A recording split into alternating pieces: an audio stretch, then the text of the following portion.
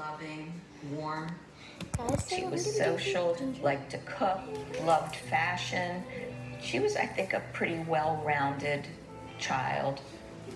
She was a daddy's girl. We did sport things together. We went to football games, baseball games. Ellen and I met our first day of college at Penn State, and we just became instant friends. Ellen definitely lit up a room when she came into it. She had an infectious smile. Ellen loved kids.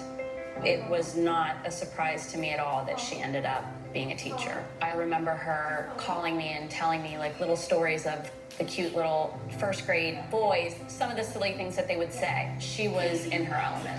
Teaching wasn't Ellen's only love. Ellen was introduced to Sam by a mutual friend. They were set up on a blind date. She just raved about him.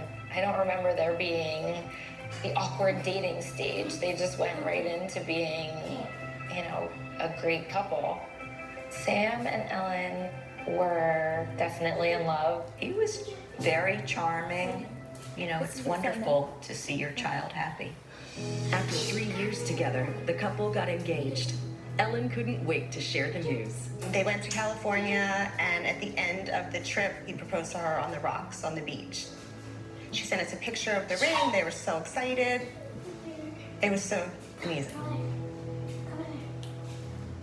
Now, Ellen's family and friends were forced to grapple with the horror of her death.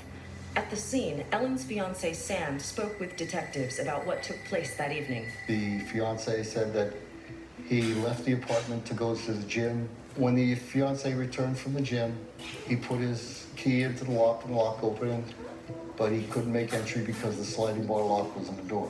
He repeatedly texted the victim in order to communicate with her to get her to open the door. He didn't get any responses. The texts from the fiancé were, hello, open the door, what are you doing? I'm getting pissed, hello, you better have an excuse. What the You have no idea. Sam then went down to speak with the security guard about getting help entering the apartment and eventually ended up breaking the door down. Sam makes entry into the apartment and he finds the victim in the kitchen with a knife in her chest. A few hours into the investigation, detectives determined Ellen Greenberg died by suicide. The detectives revealed to me that the case was carried as a suicide that evening based on the locked door and there being no other way in or out of the apartment. The police came to the conclusion that this was suicide because there was no sign of forced entry. The victim was in the apartment by herself. Sam had been cooperative and stayed on scene.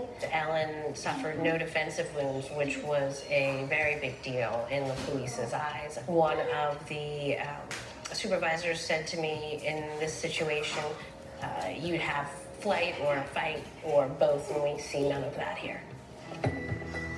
It's highly unusual that a female commits suicide by stabbing.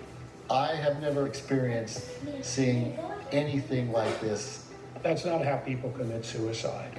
On January 27th, 2011, the day after Ellen's body was found, detectives spoke with her parents. The Greenbergs were reeling at the idea that their daughter took her own life. Suicide was the farthest thing from Ellen's world. Sandy told investigators Ellen might have experienced some anxiety about her job and the